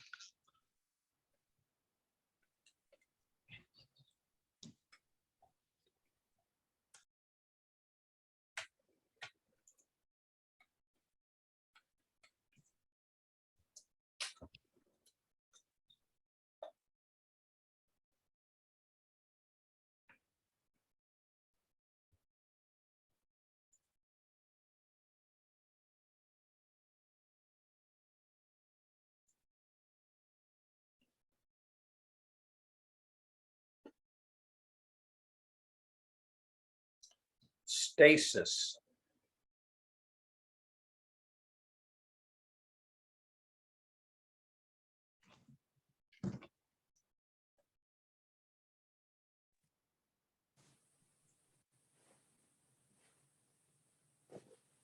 Did you say Stacy or stasis? I had to ask. Stasis. It happened to be the word of the day on this day some years ago. Stasis, just coming to rest and making no further progress. And I think, this period of silence sort of reminded me of chugging along and then sort of getting into the doldrums and not really making any further progress, or maybe even regressing. That's what it feels like. It feels like we're in this period of stasis. I am trying really hard to get a link because I figured since I have you all, Klaus Mager, who some of you know, is going to be moderating a panel discussion where the focus is on the 2023 Farm Bill, and it's going to be on Thursday, July 22nd. And there's a number of topics. I did post it in the Global Challenges Facebook group, but there'll be an opportunity to ask questions, and I think it's a great opportunity. So I've been trying, my computer's giving me a hard time, but there's a number of speakers there, and there's a lot of different topics. So I was trying to pull that up, and unfortunately my computer is not cooperating. So I don't know if somebody can grab it and help me, because I did put it in the GCC. I know.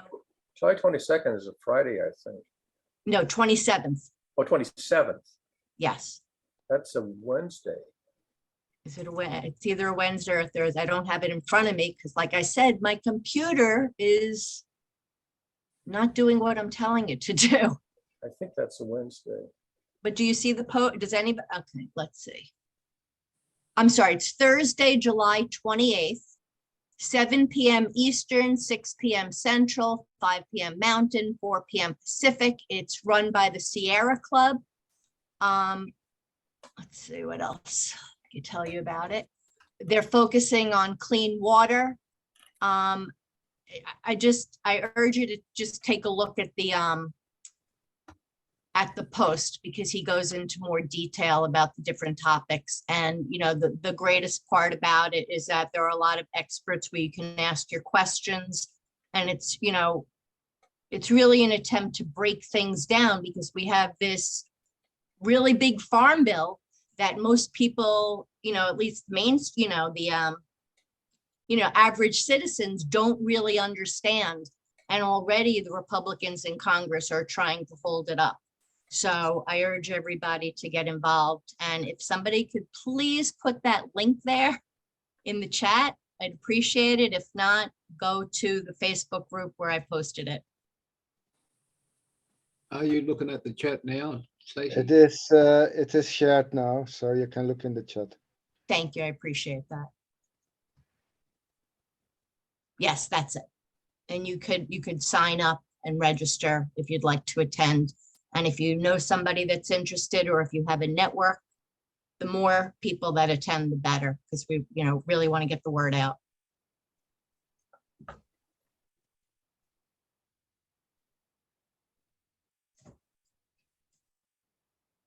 What is the word you're trying to get out, Stacey? I'm looking right at it. I'm not trying to be ignorant. I'm just trying to be very clear and precise, just because I work with the regeneration pollination.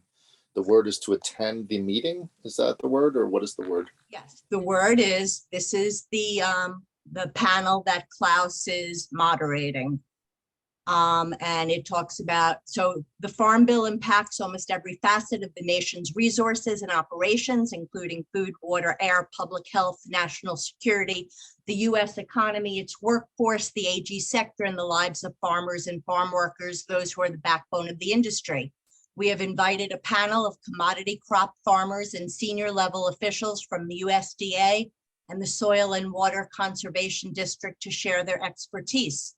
Farmers. Well, I'm on it all. I'm just asking you very clearly and precisely, is the word to get attendees to come to register for this meeting? Correct. Okay, so I'm going to copy and paste the actual register link where it says register, and then put that onto the regeneration pollination group so they can go and register. And I know Klaus Manger is part of that group as well, but in case no one else is doing it, I'll do that. Well, he probably did it, but it can't hurt to do it again. Can't hurt. Exactly. I just want to be precise, like what you want Yes, action to happen, and let me see if I can help make that happen. So thank yes, you. thank you.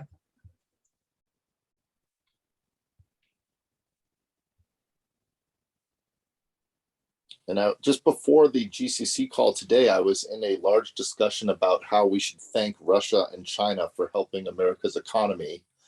And there was a huge 45-minute discussion about, it was quite heated debate, but a discussion about how China is using America as their farmland now, and how, they're using Russia's farmland as well. But that's why I was interested to hear what's going on in your part of the world, Tice, with farming. And that seems like the big thing is, how are we going to share food in a new economy, and in a disparate economy where people are having to move from their homelands and getting displaced because of drought.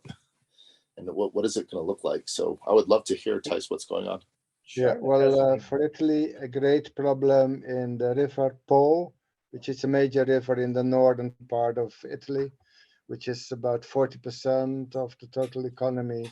So less food production there. Here in the Netherlands, in the high sandy grounds, we have sort of water shortage, but it's at the edge. So we got enough rain just in time for the farmers. So we have a good growth season as I look at the land now. Well, in the western part of the Netherlands, it's like irrigation, means that the water from the rivers, River Rhine and Maas, which have enough water, can be used. We have a big lake in the center, IJssel Lake, IJsselmeer, which is used at a high level, and from there irrigation can be done. So it's only the higher grounds with sandy soils that have problems in the Netherlands, which is in the southern part and eastern part. And along the rivers, we don't have strong irrigation. So we use the irrigation on the flat, the hilly sides, we don't have irrigation. Germany, I always think about desertification of Spain and now also the southern part of France. So, and well, from my perspective, even Germany doesn't get enough rains and France doesn't get enough rains, but they're okay with planting more grains and so on. So there's a surplus of soils to be managed for food. But for the global perspective, Ukraine is important for sending food around the world.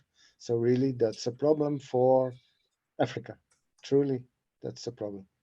And now the ship that transported stolen grain from Berdyansk, which is in occupied Ukraine, was taken by Turkey because it's stolen grain. So it's not possible for Russia to steal the grain from Ukraine, send it to Syria, and then resell it from there to Africa. So that's a problem. I mean, if you look only at the food part and not about the stealing. And Europe, of course, tries much rail transport from Ukraine.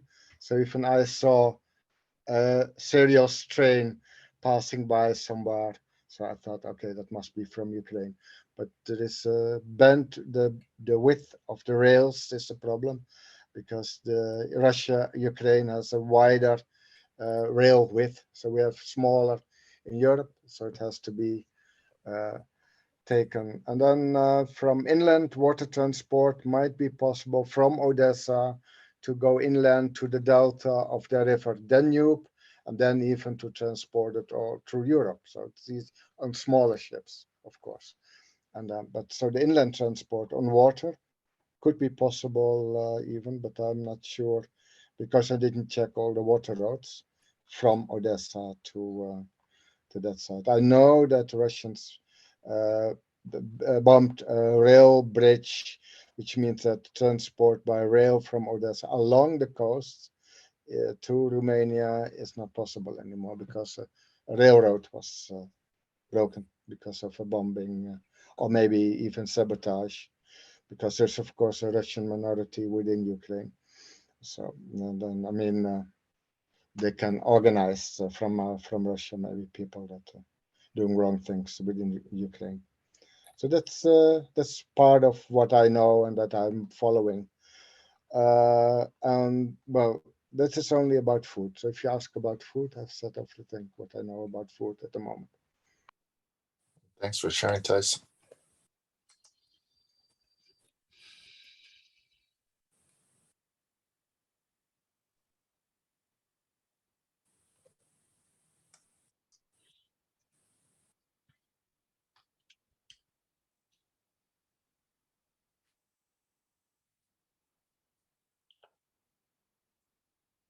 I'm going to stay in stasis, Barry. I think the word of the day's coming back, and I'm going to stay in stasis. I got nothing really. Yep. My only takeaway is it's summertime, and I think everything sort of goes through cycles. I just noticed that every year, economy does its thing, and yeah, we'll find out at the end of the year what's going on, and then we'll start the cycle again, and it'll just keep cycling around. So, but I hope we don't go to war. I don't see that any more wars are necessary. That's the one thing I'm seeing. I'm wondering if anyone's seeing something different than I'm seeing, but I don't see that more wars than this, is necessary. I don't see any other wars having to start up, but I could be wrong. I don't know. I don't see the whole world. So if anyone knows anything about that, let me know. The twin dragons that I spent my whole life fighting are named fear and ignorance. My own fear and my own ignorance. I spend my whole life fighting those twin dragons. Yeah. And I think I'm not making as much progress as I used to. Yeah, I just saw Sam posted, how will the Ukraine Russia war play out? I don't know. I think that comes down to your dragons that you're talking about. I'm not saying what about it. No, I'm saying that there's fear and ignorance. I'm just saying how things work out is going to be how people take action, and that all comes down to what the needs are. And yeah, I don't see any way to predict or model or understand anything at this point in time, just because everything's so chaotic and there's so much misinformation and disinformation. I can't even get a grasp on any model of any kind of understanding of what's real. So I don't know. Go ahead, Yeah, Tyson. of course, you're right. It's difficult, but for Ukraine, they might need 10 times more weapons than they can get for free. They don't have their own weapon. Those I would say they don't have enough weapon manufacturers in their own country. So it's good for American economy. You have about 4 big weapon industries building and then sending your machinery back to Europe. It's a good, I call it, income model, selling weapons to Europe and letting them kill themselves in Europe. And Russia, of course, they take town by destroying. So they destroy the town and they take it, destroy the next town and they take it, and destroy the next town, they take it. Because Ukrainians say, okay, we don't want to be killed. So they have a very good, how you call it, organized bombing system for square meters in town. So they destroyed one town after the other. The other part of Ukraine was that if it's summer, the movements are better. So in the beginning in Kiev, some part of the army was bogged down, but now it's dry land, so it's more easily to maneuver with heavy machinery on the lands. If it's more wet, of course, it's like I call it, it's more swampy. So now it's more easy to move equipment around, and Ukraine doesn't have strong enough equipment. So what happens is that past town by town will be destroyed and taken by the Russians. So it's a pity for the Ukrainians that live in Ukraine, and Russia is at the moment still, Putin, of course, still aiming at conquering Ukraine and destroying bits by bits. But now the expansion it will focus on Donetsk first, because Lugansk now has been taken. So these are the eastern part with large Russian minorities at the onstart. Of course, in the whole system, it started with the ousting of a president of Ukraine who refused to sign the association treaty with the European Union, so that president fled to Russia. And then Russia took Crimea and so on. So in the trust relation with Russia, signing the association treaty with the EU was the breaking point for Putin in terms of trust with Ukraine.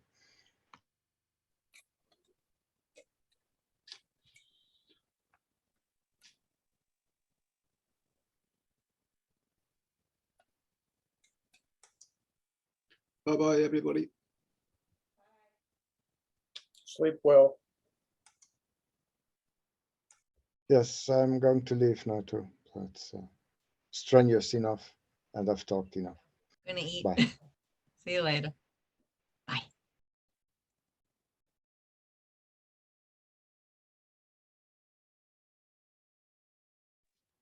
You leaving too, Barry? Well, if it's just me and Sam has got his camera off, then I will end the session. Okay.